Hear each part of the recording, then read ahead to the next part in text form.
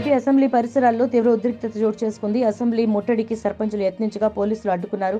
సర్పంచుల సంఘం పంచాయతీరాజ్ ఛాంబర్ ఆధ్వర్యంలో చలో అసెంబ్లీకి పిలుపునిచ్చారు. పోలీసుల కళ్లుగప్పి అసెంబ్లీ పరిసరాల వరకు సర్పంచులు వచ్చారు. తమ డిమాండ్లు పరిష్కరించాలని ప్రభుత్వానికి వ్యతిరేకంగా నినాదాలు చేశారు. ఆర్థిక సంఘం నిధులను ప్రభుత్వం దారి మళ్లించిందంటూ ఆగ్రహం వ్యక్తం చేశారు. వెంటనే ఆ నిధులను సర్పంచుల ఖాతాల్లో వేయాలని డిమాండ్ చేశారు. ఉపాధి హామీ నిధులను చట్టప్రకారం పంచాయతీలకు ఇవ్వాలని కోరారు. దీంతో పోలీసులు అప్రమత్తమై వారిని అడ్డుకున్నారు. లాఠీలతో కొడుతూ ఈడ్చుకెళ్లి బస్సుల్లో పడేశారు. ఈ ఘటనలో పలువురు సర్పంచులకు తీవ్ర గాయాలయ్యాయి. అంతకుముందు పోలీసులు పలు ప్రాంతాల్లో తనిఖీలు చేపట్టారు. సర్పంచుల చెలో అసెంబ్లీకి వెళ్లకుండా పంచాయతీ ఛాంబర్ అధ్యక్షుడు వైబీవీ రాజేంద్ర ప్రసాద్ ను ఉయ్యూరులో పోలీసులు అడ్డుకున్నారు. రాష్ట్ర సర్పంచుల సంఘం ప్రతినిధులను మందడలో అరెస్టు చేసి తుళ్లూరు పోలీస్ స్టేషన్ కు తరలించారు.